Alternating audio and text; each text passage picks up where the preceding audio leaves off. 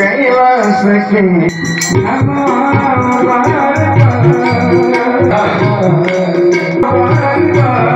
जीवनी त्रमृदूषणातं कारुण्यरूपं करुणाकरं भक्ती सुखामध्ये नाऊ घालणारी शिव महापुराण कथा आहे। शिव महापुराण कथा ही फक्त मंदिरातल्या मूर्तीची कथा नसून प्रत्येक घराला मंदिर बनवणारी कथा आहे। आदर्श प्रपंचाची कथा शिव महापुराण कथा आहे। दोष निवृत्त करणारी, पाप निवृत्त करणारी, दुःख निवृत्त करणारी शिव महापुराण कथा आहे। आनंद प्रदान करणारी, दिव्यता प्राप्त करून देणारी, शिव स्वरूप बनवणारी शिव महापुराण कथा आहे। नराचा नारायण बनवणारी शिव महापुराण कथा आहे। काल आपण पाहिलं भगवान शिवजी आणि पार्वती माता कुबेराशी मैत्रीचा संबंध करून कैलासाला निघून गेलेले आहेत आणि आपण ज्या कथेची आतुरतेने वाट पाहत आहोत ती कथा म्हणजे भगवान शिवजींच्या आणि पार्वती मातेच्या विवाह प्रसंगाची। प्रत्येकाच्या जीवनामध्ये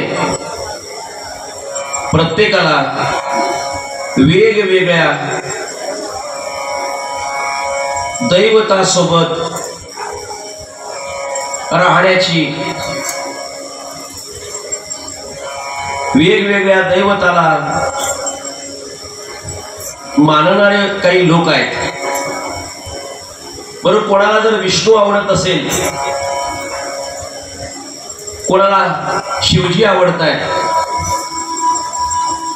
पण बऱ्याच वेळेला आपल्याला असं पाहायला मिळतं ज्याला जो देव आवडतो ना तो दुसऱ्या देवाचा द्वेष करतोय।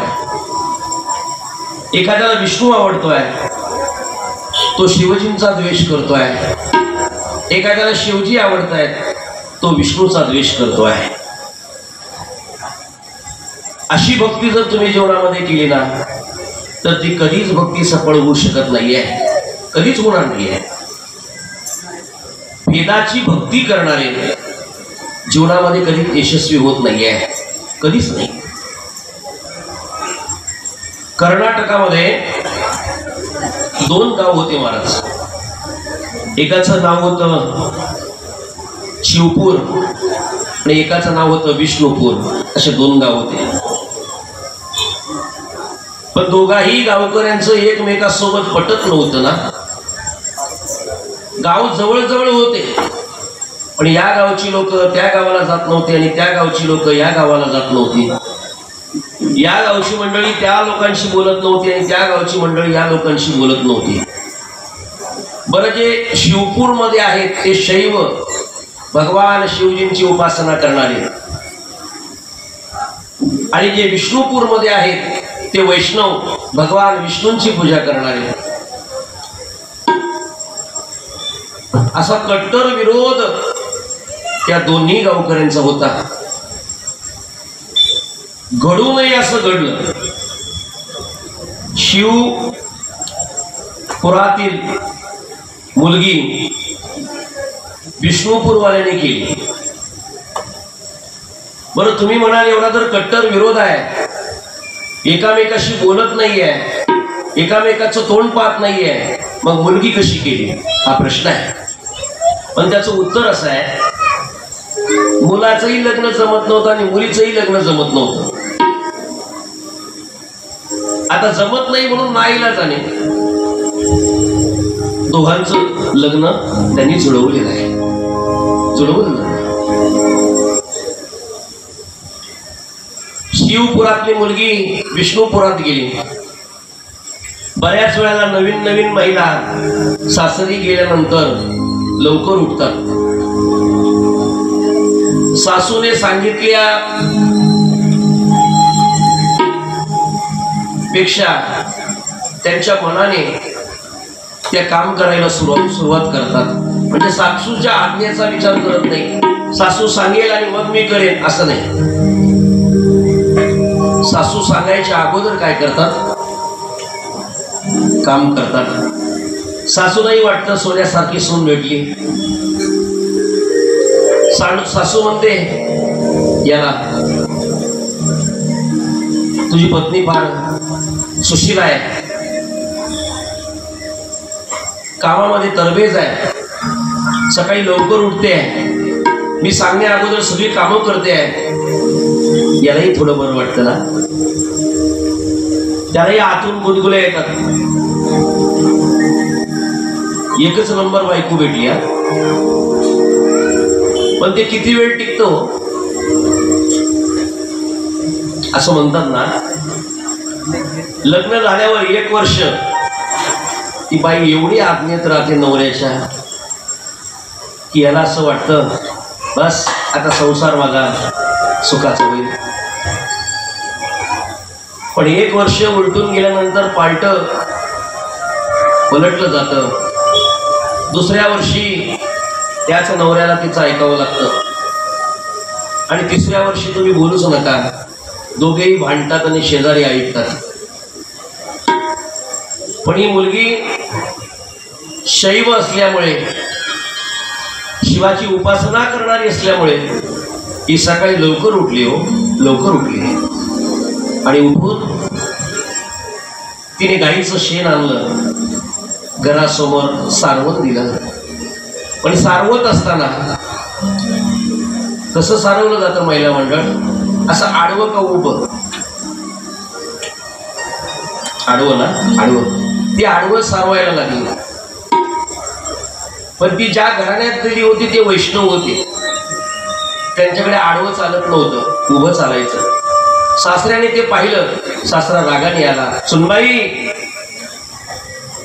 आपण वैष्णव आहोत आणि बरोबर, आपण उभा आनंद लावतो आहोत आणि बरोबर, मग तू आडवं सारवण करते हे आपल्याकडे चालणार नाहीये.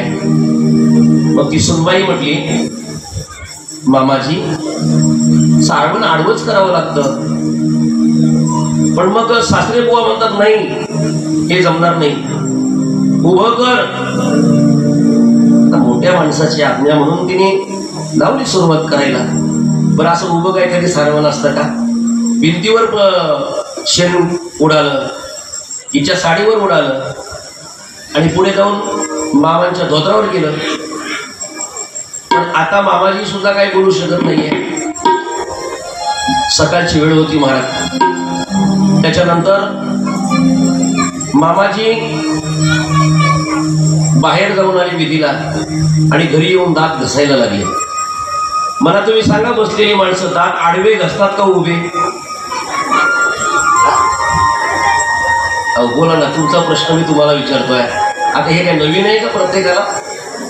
कसं आडवे? आता हा आडवं घसायला लागला दात. आता ती पण जरा हुशारच होती महाराज. आताच्या सुनबाया हुशारच असतात. सासूचा अंदाज घेतात अगोदर, सासऱ्याचा अंदाज घेतात, नवऱ्याचा अंदाज घेतात, सगळ्यांचा अंदाज आल्यावर सगळ्यांना मुठीत घेतात.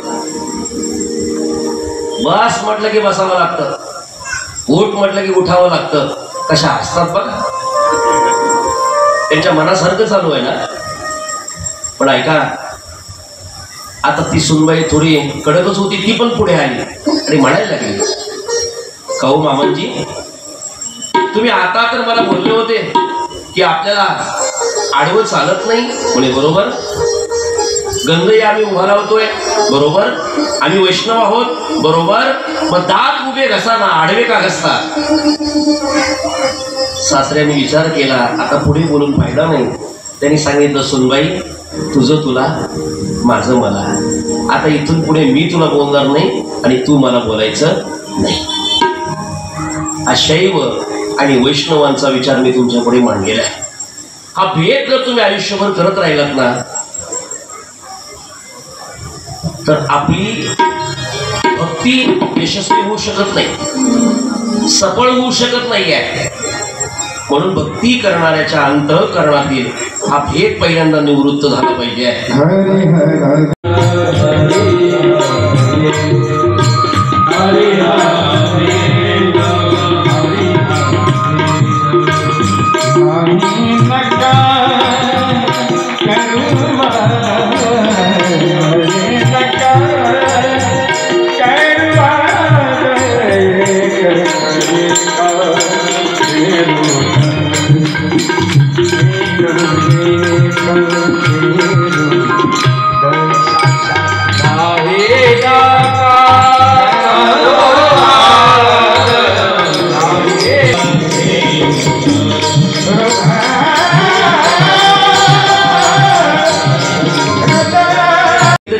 देवाची प्राप्ती होऊ शकत नाहीये. म्हणून भेद करू नका. आपण ज्या कथेची आतुरतेने वाट पाहत आहोत ती कथा आपल्याला आज पाहायची आहे. नारदजी ब्रह्मदेवाला विचारतायत, बाबा मी असं ऐकलंय की भगवान शिवजींची 2 लग्न झाली. ब्रह्मदेव म्हणतायत, हो ना, 2 लग्न झाली. म्हणे देवा, अरे तो स्मशानात राहतो, कपडे घालत नाही, अंगाला भस्म लावतो, डोक्यावर जटा आहेत, अशा अवस्थेमध्ये असताना सुद्धा 2 लग्न झाली. इथं चांगल्या माणसाचं 1 लग्न व्हायला तयार नाही. म्हणे हो, 2 लग्न झालेली आहेत.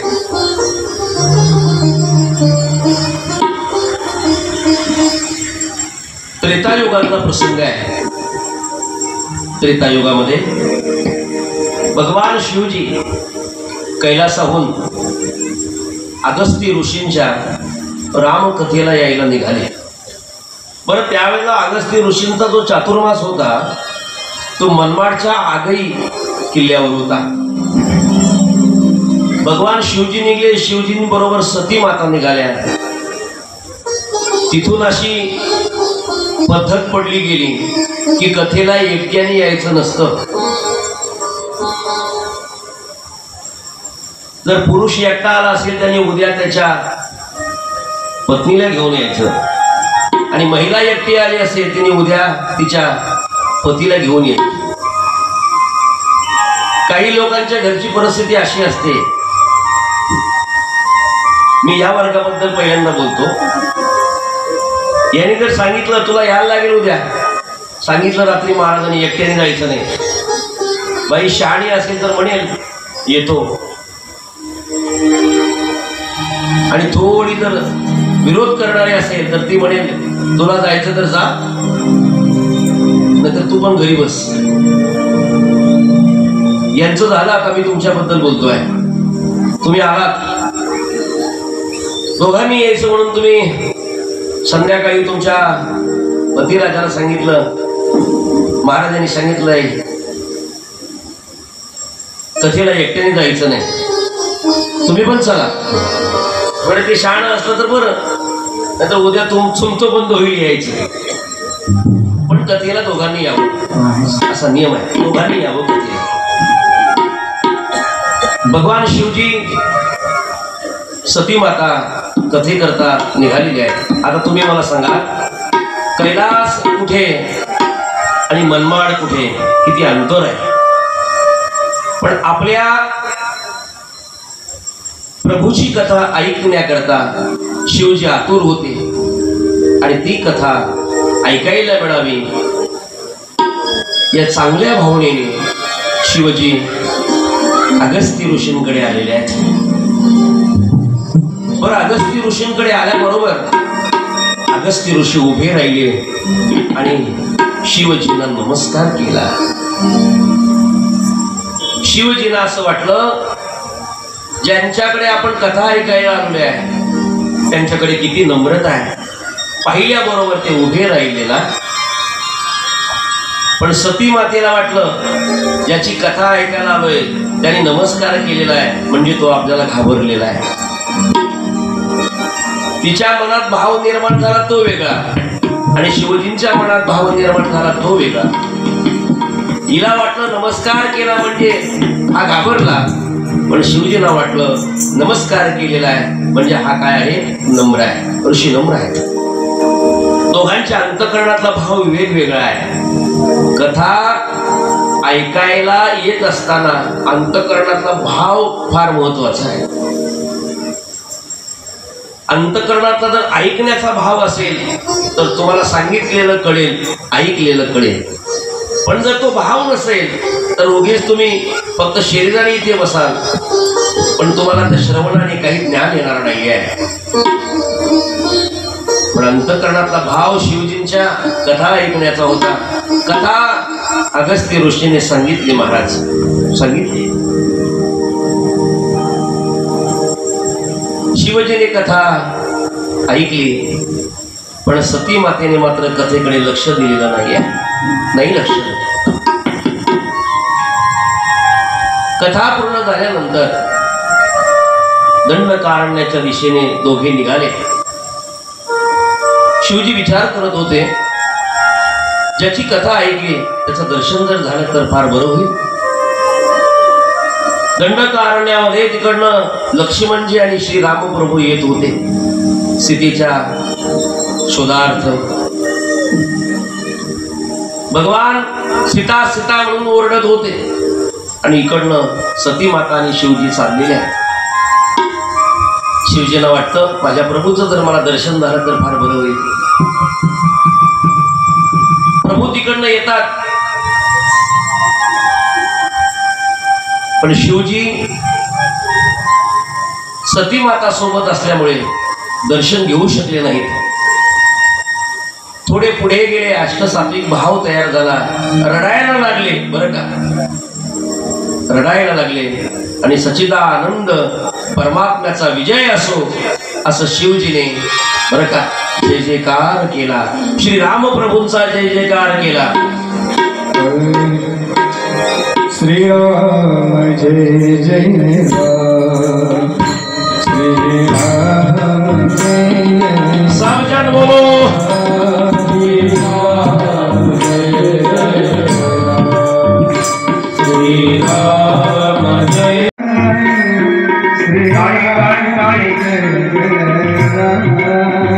श्रीराम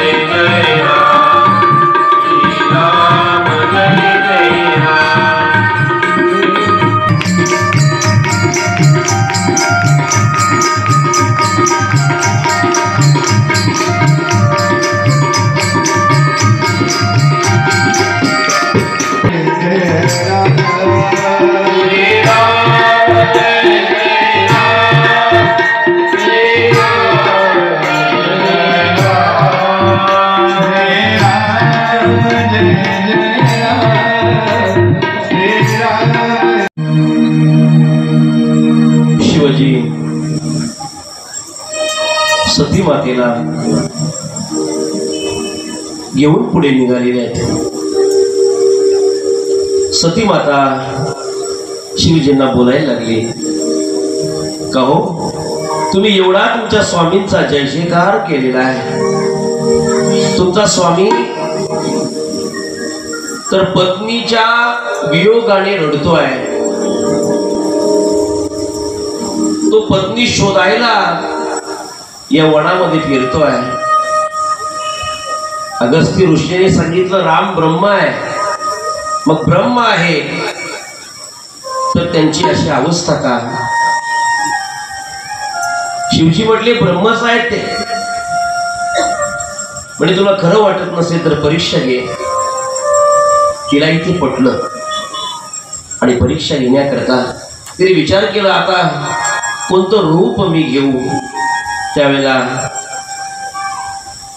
सती मातेने सीतेचं रूप घेण्यासाठी तयार झाली. ती विचार करू लागली की हा ब्रह्म असेल तरी कळेल आणि हा ब्रह्म नसेल तरी कळेल. रूप धारण केलं.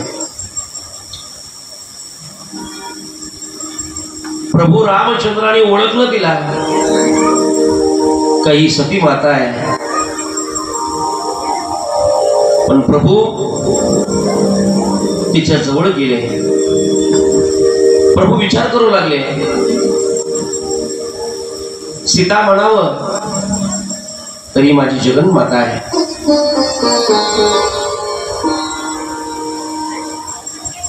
आणि हिला सती म्हणावं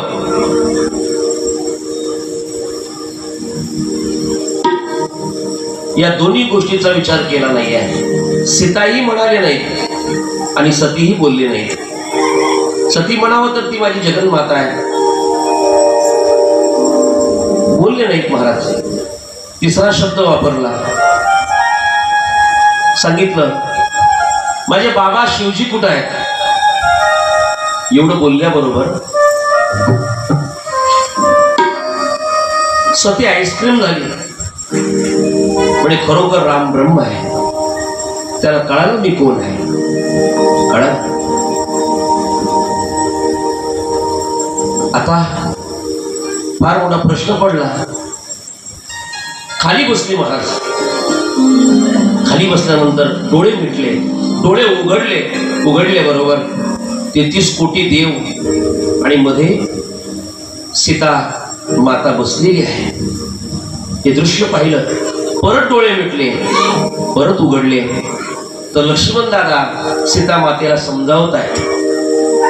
परत डोळे मिटले. तिथे श्री रामप्रभूही नाहीत, लक्ष्मणजीही नाहीत आणि सीताही नाही महाराज. विचार करू लागली की राम ब्रह्म आहे हे मी मानायला पाहिजे होतं. इकडे शिवजी वाट पाहतायत. सती माता आल्या. शिवजी विचारतायत काय ग परीक्षा घेतली का. सती माता खोटे बोलल्या. म्हणे नाही परीक्षा घेतली. पण महाराज महादेवाला कळालं हे खोटं बोलते आहे. महादेवजी आणि सती कैलासाकडे जायला निघाली ना त्यावेळेला महादेवजी विचार करू लागले हिने माझ्या आईचं रूप घेतलेलं होतं. आता हिला मी पत्नी म्हणून ठेवू शकत नाहीये. कलंक लागेल. पण हिच्या तोंडावर जर मी बोललो तर हिला राग येईल. कैलासाला गेले. डाव्या बाजूला तिचं स्थान होतं. ते सिंहासन उचललं आणि समोर ठेवलं. कृतीतून सती मातेला कळालं की भगवान शिवजीने माझा त्याग केलेला आहे. कृतीतून कळालं. पुढे शिवजी बराच काळ तप करतायत आणि त्या कालावधीमध्ये दक्ष राजा प्रजापती झाले. प्रजापती झाले. एक दिवस असा आला की ब्रह्मदेव, विष्णुदेव आणि भगवान महादेव ब्रह्मसभेमध्ये बसलेले होते आणि प्रजापती त्या ब्रह्मसभेमध्ये आलेली आहे. तसं एखादा जर मोठा माणूस जर आपल्यामध्ये आला तर आपण तो आल्याबरोबर उभं राहतो आहे. ब्रह्मसभेत सगळेजण उभं राहिले पण हे तिघे मात्र उभं राहिले नाहीत. प्रजापतीने पाहिलं, पहिल्या क्रमांकाला ब्रह्मदेव आहे. सांगितलं जाऊ द्या, हा माझा बाप आहे, नाही उठला तर हरकत नाही. परत पाहिलं तर 2 नंबरला विष्णू आहे. जाऊ द्या, हा बापाचा बाप आहे, नाही उठले काही हरकत नाही. पण 3 नंबरला पाहिल्याबरोबर राग आला का, तर हा नात्याने माझा जावई आहे. भर सभेमध्ये सगळे लोक उठले आणि जावई उठला नाही. सासऱ्याला राग आला. लग्न झालेल्या माणसाला माहिती आहे, सासऱ्याचं आणि जावयाचं वेळोवेळी खटकत राहत, थोड्या थोड्या कारणावरून खटकत राहत. राग आला. महाराज त्या भर सभेमध्ये जावयाला असे बोलले ना, आपल्यासारखा जर जावई असता तर तो काय बोलला असता नाही सांगता येत. पण भगवान महादेव शीतल होते महाराज. दक्ष प्रजापती बोलत होते, उत्तर दिलं नाही. महाराज बोलणं पण एवढं भयान होतं. स्मशानात राहतो, भस्म अंगाला लावतो, बैलावर फिरतो, नग्न राहतो, असं द्वेषाने बोलत होते. पण भगवान महादेवाने मान खाली घालून ऐकून घेतलं, काही बोलले नाही. त्या ब्रह्मसभेत फार अपमान झाला महादेवजींचा, पण सहन करून घेतला. चांगली माणसं अपमान सहन करून घेतात. एक सांगू तुम्हाला, ज्याला मान पचवता येतं त्याने अपमानही पचवायला शिकलं पाहिजे आहे. ज्याला अपमान पचवता येतं ना, तोच मान पचवू शकतो. बऱ्याच लोकांचा स्वभाव असा आहे, अपमान झाला की नाराज होतात आणि मान मिळाला की आनंद होतोय त्यांना. पण आपण दोघांना स्वीकारलं पाहिजे. आपण दोन्ही अवस्थेमध्ये आनंद मानला पाहिजे. करू द्या कोणी अपमान केला तर काय फरक पडत नाहीये, तरी पण आनंद माना. कोणी मान दिला तरी पण आनंद माना. पण आपला स्वभाव फार विचित्र आहे. आपल्याला फक्त मान स्वीकारायची सवय असते, अपमान नाही. भगवान महादेवजी परत आले, पण ती बातमी मात्र सतीला सांगितली नाही महाराज. सगळ्याच गोष्टी पत्नीला सांगायच्या नसतात, हे तुम्हाला लवकर कळलं पाहिजे. बाहेर झालेला वादही लोक जाऊन घरी आपल्या पत्नीला सांगतात. माझा मित्र काय बोलला हेही येऊन आपल्या पत्नीला सांगायचं का? मर्यादा आहे. सर्व गोष्ट सांगू नका, महत्वाची असेल ती सांगा. काही लोकांना फार घाण सवय असते, जरा कोणी काय बोललं तर जाऊन तो काय करतो, पत्नीला सांगतोय. पण जे सांगायचं ते सांगा हो, नको ते सांगून कशाला उगीच वाद वाढवत आहात. आणि महिला मंडळ म्हणजे अगदी भयान रूप आहे.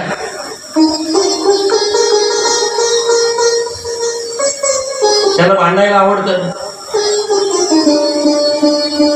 भांडण झालं की त्याला लय आनंद होतो महाराज, लय आनंद होतो. महाराज या वर या, या असू दे वर या. फार आनंद होतो आहे. त्याप्रमाणे अशी वृत्ती माणसाची नसावी.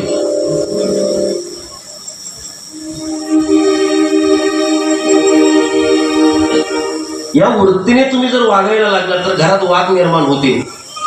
म्हणून सगळ्यात गोष्टी सांगायच्या नसतात. भगवान शिवजीने तिचे वडील काय बोलले हे सांगितलं नाही. अपमान पचवलं महाराज त्याने. काही न बोलता घरी आले. पण जावयाचा काहीतरी परत अपमान व्हावा या हेतूने जावई भर सभेमध्ये उठला नाही. त्यांनी माझा अपमान केलेला आहे, त्याचा बदला घेण्याकरता दक्ष प्रजापतीने यज्ञ ठेवला. यज्ञाकरता सगळ्या देवतांना त्यांनी बोलावलं, निमंत्रण दिलं. निमंत्रणाला सगळ्यांनी मान दिला महाराज. जो तो आपलं वाहन घेऊन निघाला.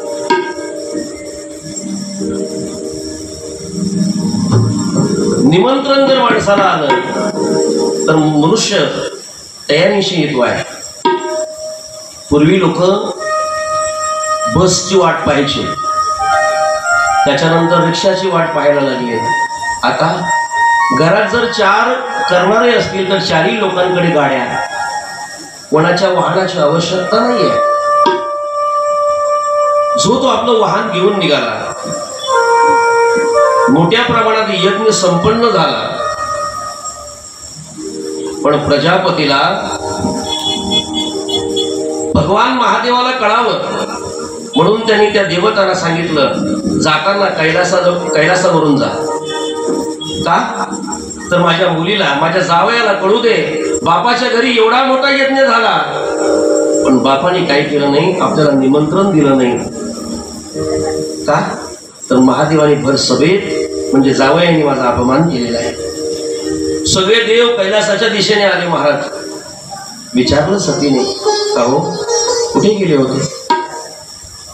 त्यावेळेला सांगितलं, तुम्हाला माहिती नाही का, तुमच्या वडिलांनी फार मोठा यज्ञाचा कार्यक्रम केला, तुम्हाला माहिती नाही? सती म्हणते, नाही माहिती मला. सती ज्या वेळेला भगवान महादेवांकडे आली ना, त्यावेळेला विचारू लागली, का हो तुम्हाला तरी बाबांनी फोन केला होता का, तुम्हाला निमंत्रण दिलं होतं का? त्यावेळेला महादेवांनी सांगितलं, अगं निमंत्रण नाही देऊ शकत आपल्याला. म्हणे का? मग सगळी घडलेली हकीकत सांगितली. म्हणे सांगू का? सती सांगणार नव्हतो पण आता वेळ आली म्हणून सांगावं लागलं. काही गोष्टी घडलेल्या वेळ आल्याशिवाय बोलायच्या नाहीत. वेळ आली, सांगितलं. ब्रह्मसभेत मी उठलो नाही म्हणून तुझ्या बापाने मला नको नको ते शब्द वापरले. तू काल्या तोंडाचा आहे, तू बैलावर फिरतो आहे, मेलेल्या माणसाची मुठकी गळ्यात घालून फिरतो आहे. एवढ्या लोकांसमोर भर सभेत माझा अपमान केला. वाईट वाटलं महाराज सतीला. साहजिकच आहे, तुम्हालाही वाईट वाटेलच. तुमच्या पतिराजाचा अपमान जर तुमच्या बापाने केला कारण नसताना तर तुम्हालाही वाईट वाटेल ना. मग तो किती पेताड जरी असला तरी जिचा तिला पती काय असतो, प्रिय असतो. रागाला सतीला. सती म्हणते, मी जाते. प्रभू म्हटले नाही. काही ठिकाणी निमंत्रण दिलं तरी जाऊ नये, काही ठिकाणी निमंत्रण असेल तर जावं, काही ठिकाणी निमंत्रण नसलं तरी जावं. रात्री 11 वाजता जर कोणी फोन केलं आणि सांगितलं, ये तुला पार्टी देतो, तर ते निमंत्रण जरी त्यांनी केलं तरी जाऊ नये. काही ठिकाणी निमंत्रण असेल तरच जावं. लग्नाला अलीकडे एकाला निमंत्रण राहतं आणि त्याच्या पाठोपाठ 5-7 जण ते मागे राहतात. त्या घर मालकालाही अंदाज येत नाही. पत्रिका वाटतो 500 लोक येतात, 1500, बरोबर की नाही? म्हणजे एक माणसासोबत 10 माणसं बिना निमंत्रणाची येतात. म्हणून लग्नाला निमंत्रण असल्याशिवाय जाऊ नका. पण वर्ग नंबर 3 की महाराज देवाच्या कार्याला, सप्ताहाला कथेला, हरिपाठाला, प्रवचनाला, निमंत्रणाची वाट पाहू नका. पण आपलं गणित थोडंसं उलट आहे. आपल्याला जिथं निमंत्रण नसेल तिथं आपण लवकर जातो. मग त्याच्यासोबत आपलं पटतं की न पटतं हाही विचार करत नाहीये. अरे पण तिथे गेल्याने आपलं नुकसान होत आहे याचा विचार करायला नको का? पण भगवत कार्यात आपण जर निमंत्रणाचा विचार न करता जरी गेलो ना तरी आपलं कल्याण आहे. सांगू का तुम्हाला, इथंच लोक निमंत्रणाचा विचार करतात. धुळखाडीला कथा चालू आहे पण मला त्यांनी सांगितलेलं नाहीये, मग मी का जाऊ? असं बऱ्याच लोकांच्या मनात विचार येतोय. पण अरे तिथे कथा चालू आहे ना, देवाचं काम चालू आहे, आपण तिथं गेलो पाहिजे. निमंत्रण करणारे त्यांचं कर्तव्य करतात, पण आपण आपल्या उद्धाराकरता, आपण आपल्या कल्याणाकरता जरी कोणी निमंत्रण भगवत कार्याचं दिलं नाही तरी जावं. पण ऐक, महादेवजी म्हणतात ऐक, 4 ठिकाणी निमंत्रण नसलं तरी जावं. सती मातेला आतुरता लागली. कोणती 4 ठिकाणं आहेत? पहिलं ठिकाण सांगितलं, मित्राच्या घरी निमंत्रणाची अपेक्षा करू नका. आपला जो जवळचा मित्र आहे, आपला सखा आहे, आपल्या प्रेमाचा आहे, त्यांनी निमंत्रण केल्यावर त्याच्या घरी जाणं हे उचित नाहीये. त्याच्या सुखात, त्याच्या दुःखात आपण त्यांनी न बोलवता तिथं गेलो पाहिजे, न बोलवता गेलो पाहिजे. नंबर 2, गुरूंच्या घरी, श्री गुरूंच्या घरी निमंत्रण नसतानाही आपण गेलो पाहिजे. तर गुरुपौर्णिमेला गुरुजींनी निमंत्रण करावं याची वाट पाहावी. तिथे निमंत्रणाची आवश्यकता नाही आहे. श्री गुरु आपला उद्धार करणार आहे, त्यांच्या बोधाने आपलं कल्याण होणार आहे, त्यांच्या मार्गदर्शनाने आमचं हित होणार आहे. महाराज देव प्राप्ती करता आपल्याला श्री गुरूंची भेट अत्यंत महत्वाची आहे. श्री गुरूंकडे न बोलवता गेलं पाहिजे. निमंत्रणाची अपेक्षा करू नका. भगवत कार्याला निमंत्रणाची अपेक्षा करू नका. आणि नंबर 4, माय बापाच्या घरी महिला मंडळ निमंत्रणाची अपेक्षा करू नका.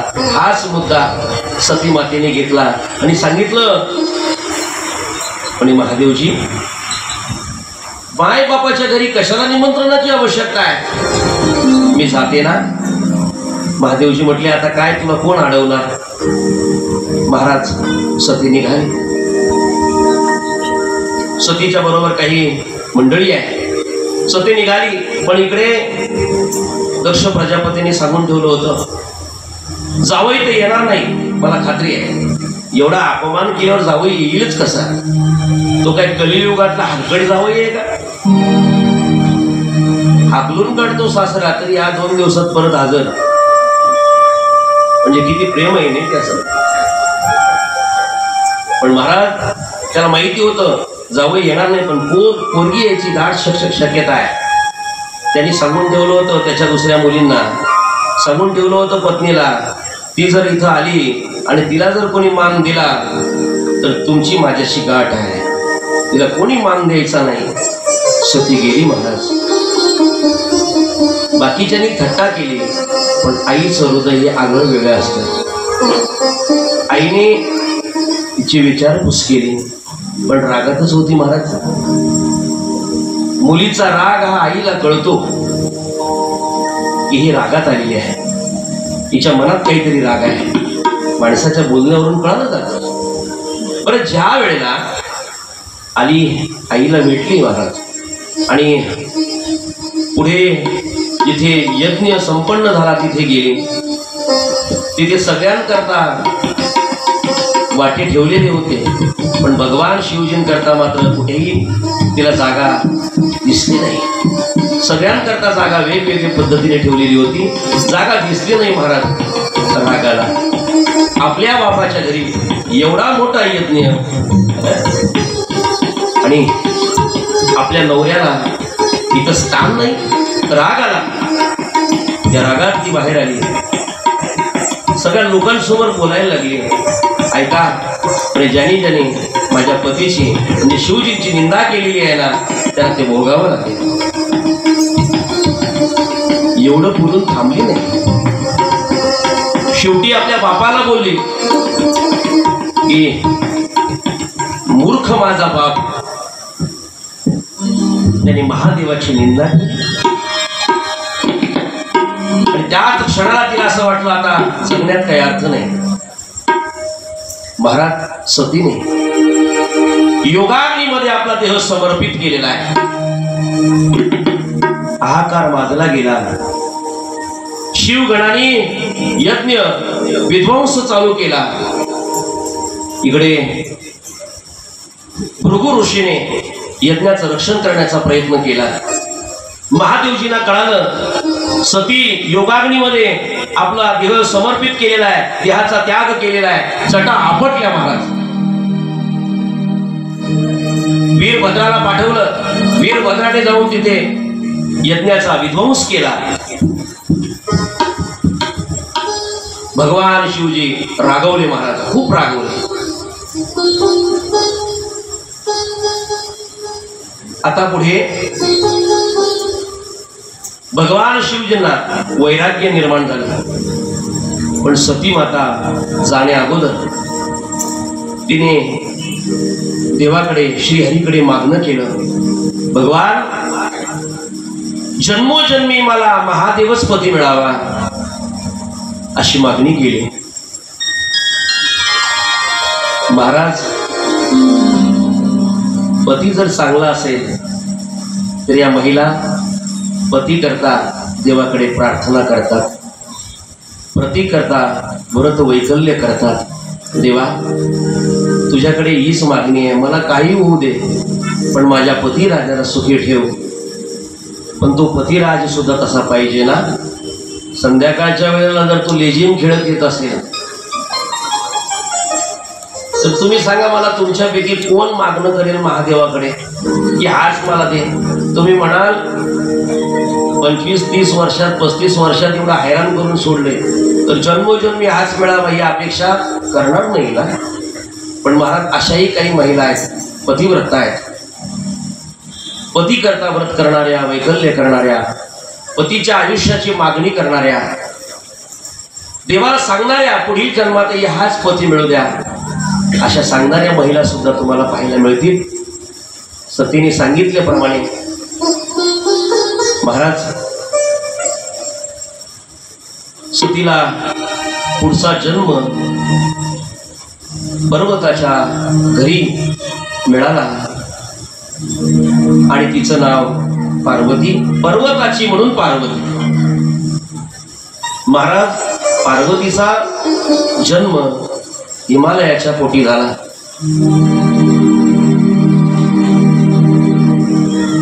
पार्वती ज्या वेळेला जन्माला आली ना, त्यावेळेला हिमालयावर पर्वतावर फुलं फळं यायला सुरुवात झाली. गंगेचं पाणी पवित्र व्हायला लागलं. पशु पक्षी आनंदाने किलबिल करायला लागले. सगळीकडे आनंदीच आनंद वातावरण, आनंद झालं. पार्वतीचा जन्म झाल्यानंतर हे नारदजींना कळालं.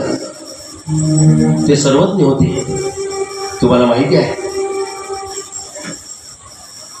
नारदाने एखादी युक्ती केली आणि ती फसली किंवा फेल झाली असं कधीच पाहायला मिळत नाहीये. नारदजी आले, नारदांचं स्वागत केलं महाराज. का तर नारद हे संत होते. स्वागत केलं, नारदांना बसायला असे आसन दिलं आणि नारदजींना सांगितलं, पण नारदजी, आमच्या मुलीचा हात बघा, तिला पती कसा मिळेल हे सांगा, भविष्य सांगा ना. तर त्यावेळेला पार्वती मातेचा हात नारदजींच्या हातात आला. नारदजी बोलायला लागले, फार गुणवान मुलगी आहे, गुणाची खान आहे ही मुलगी, आई वडिलांचं नाव लौकिक करेल, हिचं नामस्मरण करतील पतिव्रता श्रेया, एवढी गुणवान आहे. पण लग्नाबद्दल ज्या वेळेला सांगायला सुरुवात केली ना, त्यावेळेला मात्र पार्वती मातेचे आई वडील नाराज झाले. का तर नारदजीने सांगितलं, हिला जो पती मिळेल तो स्मशानात राहणार आहे, अंगावर तो कपडे सुद्धा परिधान करत नाहीये,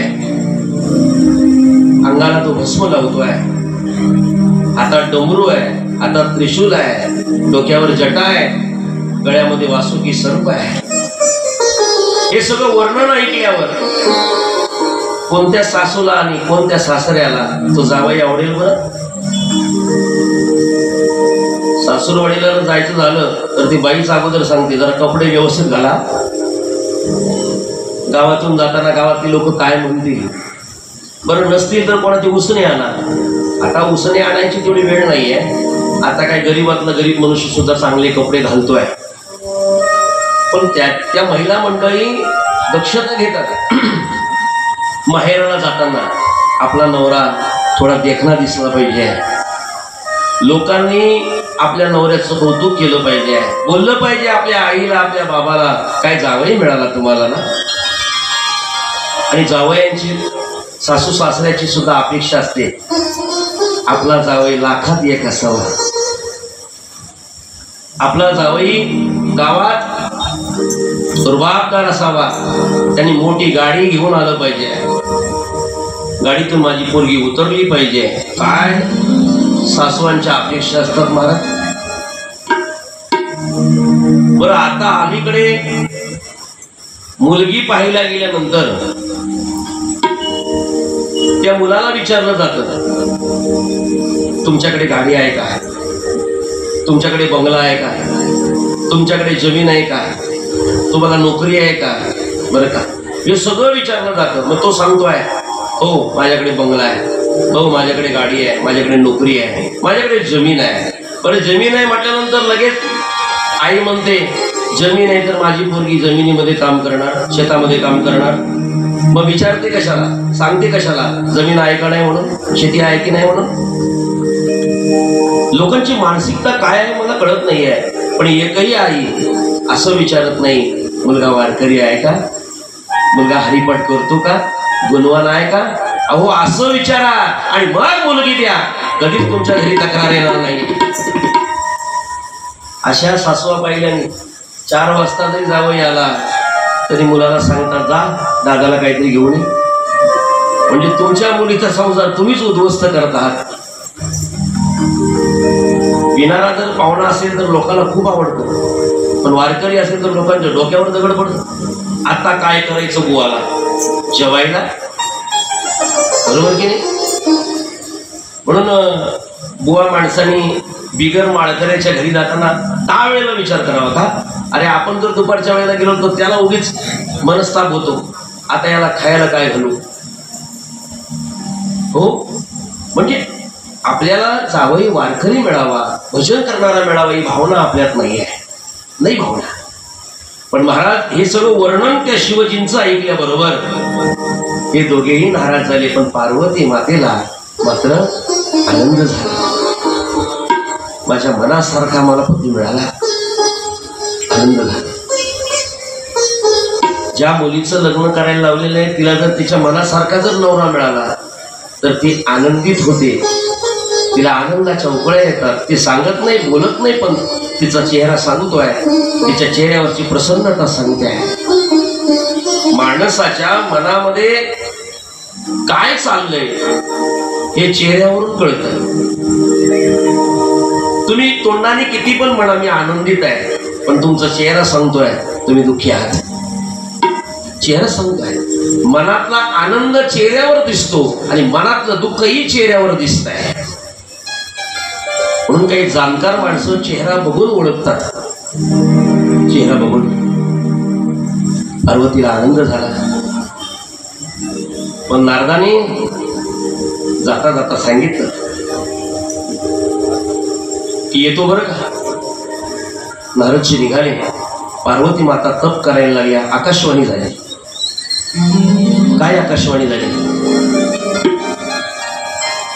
की ज्या वेळेला तुझे वडील तुला घरी न्यायला येतील त्यावेळेला हट्ट सोडून घरी जा, आणि जेव्हा सप्तर्षी तुझ्या घरी येऊन तुला भेटतील ना त्यावेळेला हे खरं झालं असं समज.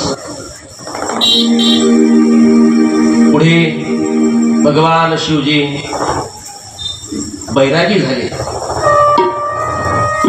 संसाराचा विचार डोक्यातून निघून गेला. फक्त आपल्या स्वामीचं चिंतन करू लागले, स्वामींचं भजन करू लागले.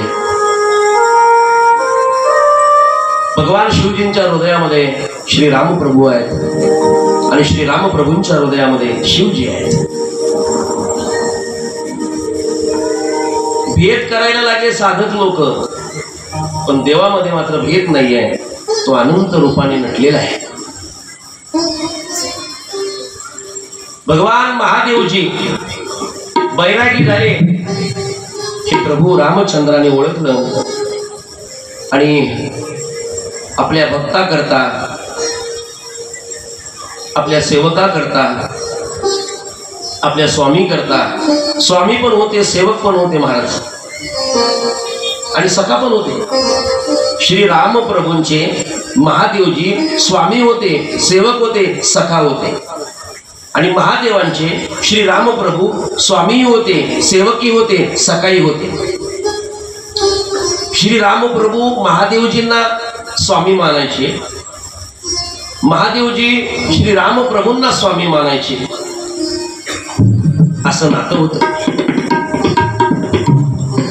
श्री राम प्रभू महादेवजींच्या समोर प्रकट झालेले आहेत. शिवजीने पाहिलं स्वामी आलेले आहेत, नमस्कार केला. शिवजींची अवस्था पाहिल्यानंतर श्री राम प्रभू म्हणाले, शिवजी तुम्हाला आज्ञा करायला आलोय. महादेवजी म्हटले, कोणती आज्ञा? म्हणे तुम्हाला लग्न करण्याची आज्ञा करायला आलोय. पार्वती मातेचा जन्म झाला हा वृत्तांत सुद्धा प्रभू रामचंद्राने शिवजींना सांगितलेला आहे. शिवजी म्हटले, माझी इच्छा नाही आहे, पण मनात आलं आपल्या स्वामीला नकार कसा द्यायचा. जीवनामध्ये स्वामी असतील,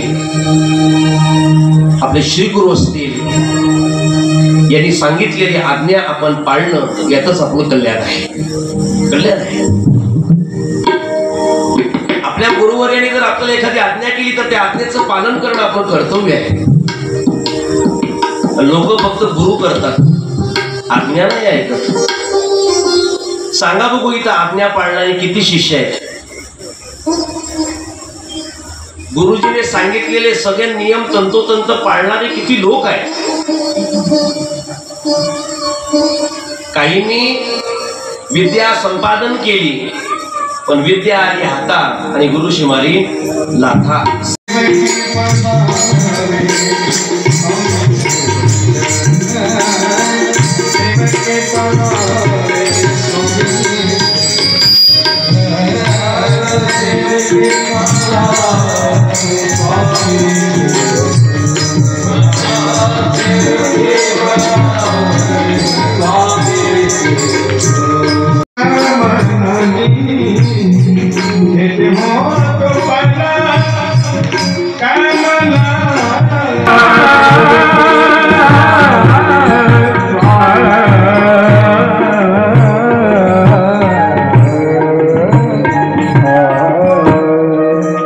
स्वामींचं वचन सेवकाने पाळलं पाहिजे.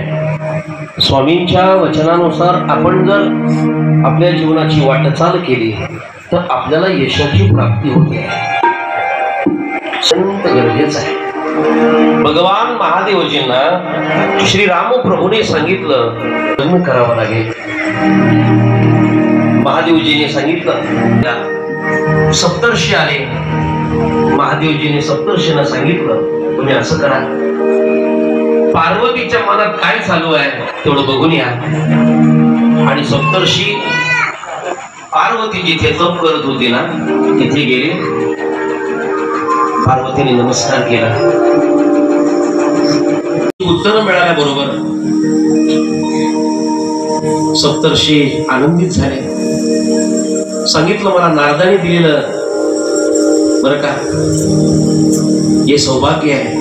नारदजीने सांगितलेलं आहे मला तुला पती कसा मिळणार, तो पती मला मान्य आहे, ते सौभाग्य मला मान्य आहे असं सांगितलं. बरोबर सप्तर्षी निघाले, महादेवांकडे आले. महादेवांना सगळा वृत्तांत सांगितला. म्हणे पार्वती मातेचं तुमच्यावर खूप प्रेम आहे. महादेवजींनाही आनंद वाटला. ज्या मुलीसोबत लग्न व्हायचं आहे त्या मुलीचंही आपल्यावर प्रेम असावं, तिलाही आपण आवडावे ना. आपण जर तिला आवडलो तर तिलाही आनंद वाटेल. बऱ्याच वेळेला मुलगा मुलगी बघायला जातो, फक्त मुलाचाच विचार केला जातो, मुलीचा केला जात नाही. मुलाला विचारलं जातं तुला मुलगी पसंत आहे का, पण ऐका मुलीलाही विचारावं तुला मुलगा पसंत आहे का. म्हणजे घटस्फोट व्हायची वेळ येणार नाही. मुलगा नवरा आवडत नाही म्हणून अंगावर रॉकेट ओतण्याची गरज पडणार नाही, आत्महत्या करण्याची गरज पडणार नाही, विहिरीत उडी टाकण्याची वेळ येणार नाहीये. लग्न करत असताना दोघांच्या सहमतीची अत्यंत आवश्यकता आहे, आवश्यकता आहे. खूप आनंद झाला महादेवजींना, खूप आनंद झाला महाराज. मग काय सप्तर्षींना हिमालयाकडे पाठवलं. भूदेवाकडून लग्नाचा मुहूर्त काय केला, निश्चित केला. बऱ्याच वेळेला आपापल्या मर्जीने केलेली लग्न ही जास्त वेळ टिकत नाही. हे पलवापलवी करतात ना, यांचा संसार जरा जाऊन बघा, जास्त वेळ नाही टिकत महाराज. पण जे आई वडील यांच्या आज्ञेने त्यांनी सांगितलेल्या मुलीसोबत जे विवाह करतात ना, ते संसारामध्ये यशस्वी तर होताच होतात, पण आनंद सुद्धा त्या संसारात त्यांना उपभोगायला मिळतो आहे. ज्याने आईच्या विरोधात, वडिलांच्या विरोधात, भावाच्या विरोधात, कुटुंबाच्या विरोधात, गावाच्या विरोधात, आप्तेष्टांच्या विरोधात लग्न केलं ना, त्याला ते लग्न जास्त दिवस त्या लग्नातून आनंद मिळाला नाही.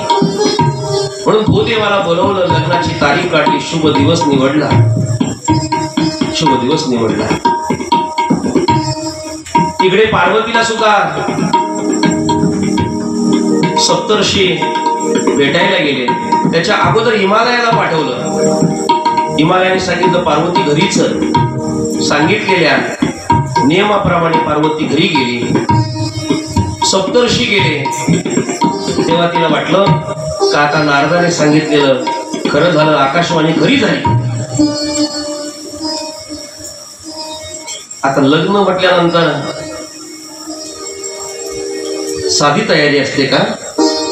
आणि आज लग्न म्हणजे देवादिदेव महादेवाचं लग्न आहे. संसारातील कोणत्या महादेवाचं नाही, तर देवादिदेव महादेवाचं लग्न आहे. सामान्य माणसाचं जर लग्न असेल तर किती थाटामाटात आपण करतो ना. पैसे नसतील तर एखादं शेत विकू, पण पोराचं लग्न थाटामाटात करू. बरं तो कशा कथा करतो, तर आपल्या बाजूवाल्याला जळवण्याकरता. येतो काय, लोकांच्या भावना ज्या आहेत त्या भावना जर तुम्ही थोडेशा तपासून पाहिल्या तर दुसऱ्याला आपण केलेले दुःख होईल म्हणून आनंद होतो आम्हाला, असा भाव नसावा. एखाद्याने 10 लाख रुपये लावले तर मी 20 लाख लावणार का, तर त्याच्यापेक्षा माझ्या मुलाचं लग्न वर चढ झालं पाहिजे. अशा भावनेने जर तुम्ही कार्य करायला लागलात ना, तर येत्या काही दिवसात बरं का त्याच पैशाकरता वनवन फिरावं लागेल. हो, वनवन फिरावं लागेल. म्हणून कोणाबरोबर स्पर्धा करू नका. मी 2 दिवसापूर्वी सुद्धा तुम्हाला हेच सांगितलं. आपण आपला विचार, आपली परिस्थिती, आपली उंची याचा विचार करून आपण काम करूया. दुसऱ्या माणसाकडे पाहून तुम्ही तुमचा विचार बदलू नका. झोपडीत राहणाऱ्या माणसाने, बंगल्यात राहणाऱ्या माणसाकडे पाहून आपली झोपडी काय तोडून टाकायची का? मी नेहमी एक वाक्य सांगतो, प्रपंचामध्ये जीवन जगत असताना आपल्यापेक्षा खालच्या माणसाकडे बघून जगा आणि परमार्थाकडे वाटचाल करत असताना, भक्ती करत असताना आपण आपल्यापेक्षा वरच्या माणसाकडे बघा. का तर बऱ्याच वेळेला गावात राहणाऱ्या वारकऱ्याला असा भ्रम असतो की मीच शाणा आहे, माझ्यापेक्षा गावात कोणाला, मला जेवढं येतं तेवढं येत नाही.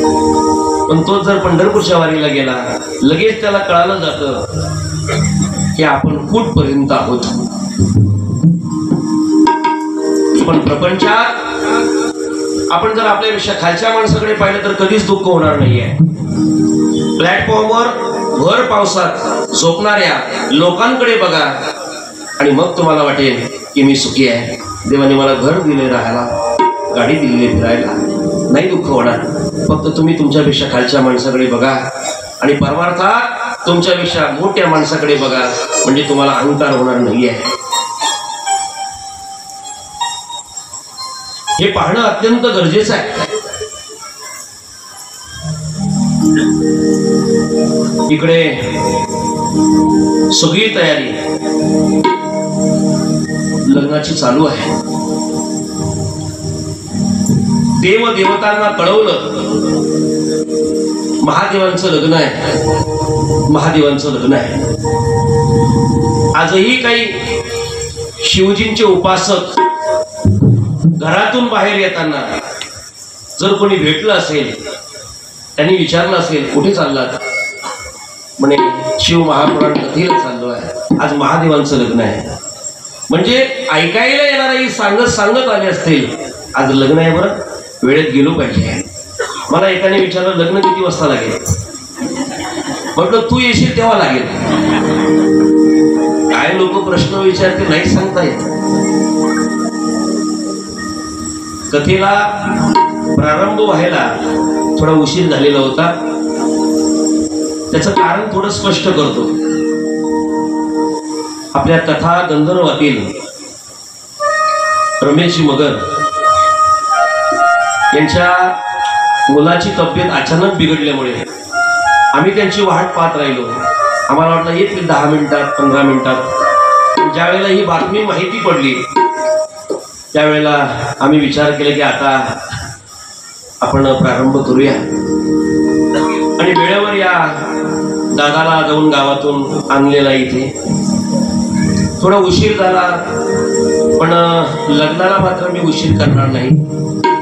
तशी आपल्या लोकांना सवय आहे उशिरा लग्न लावायची. पत्रिकेत टाकतात फक्त 5 वाजून 5 मिनिटात लग्न होईल. पण जे हुशार आहेत ना, अनुभवी आहेत ना, ते म्हणतात 5 वाजता नाही जायचं, आपण 7 वाजता जाऊ. का तर 2 तास एका लग्नाला मी गेलो, बरोबर नवरदेव आला होता महाराज, बरोबर वेळेवर. म्हणजे नाचणारे असतात ते, त्यांनी सांगितलं नाचायचं आहे. तासभर त्या गेटवर नाचले, तासभर. पण लग्नाच्या स्टेजवर त्या नवरदेवाला येऊ दिलं नाही.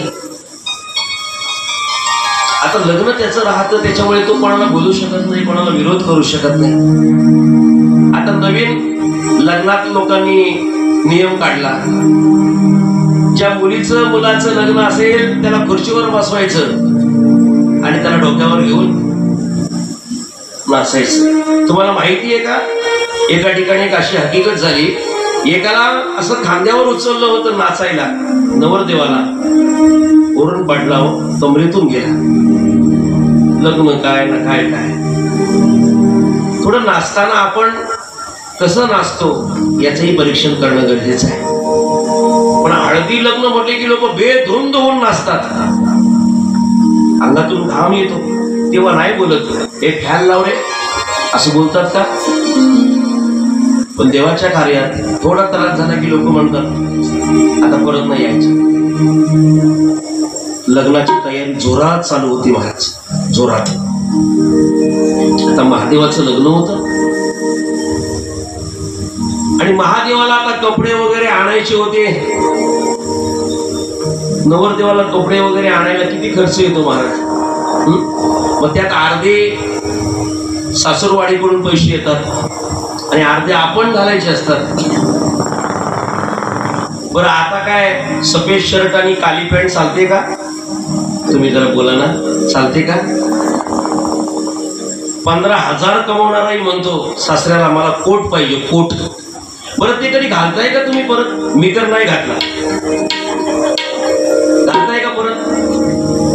एखादा मेवणा वगैरे जर असेल शिल्लक खाली तर त्याच्या लग्नात घालतो, एकदाच घालेल. परत परत जर घातलं तर लोक म्हणतील तुला एकच आहे का? अरे मग 15,000 हजाराचे काय 4 घ्यायचे का? हे आपलं बरं 500 रुपयात होतं सगळं. बऱ्याच वेळेला आम्ही कीर्तनाला निघाल्यानंतर लोक म्हणतात गाव जरा इस्त्री वगैरे असते, धोतर बितर जरा चांगलं झाला. अरे लोक काय धोतर पाहायला येतात का तुझा? वक्त्याकडून वक्ता काय बोलतोय याचं लक्ष, याच्याकडे श्रोत्याचं लक्ष राहतं. त्याने काय परिधान केलंय हे कोणी पाहत नाही. महादेवजींना आता कपडे म्हणजे काय महाराज? तर गजचर्म, व्याघ्रंबर, अंगाला भस्म, गजचर्म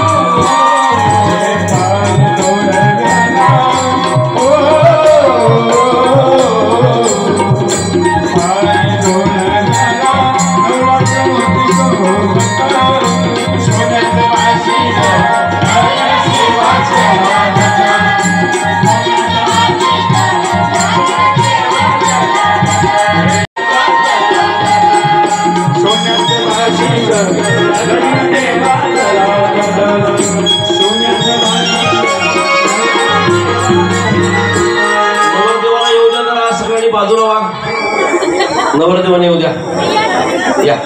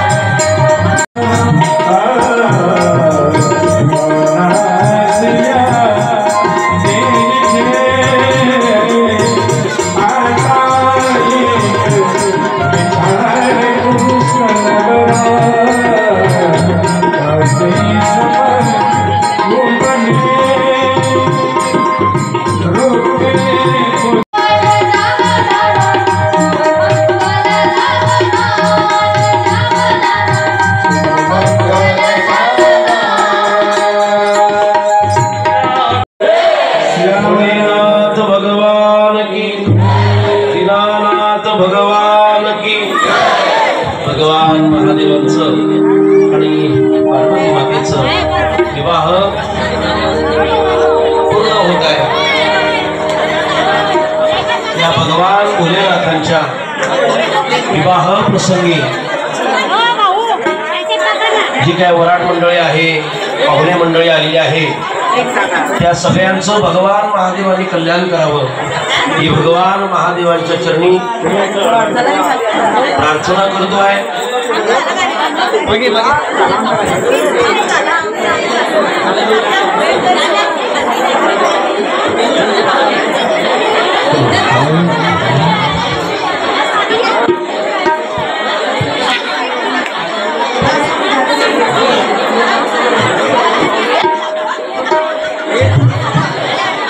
एकदा गजर होईल।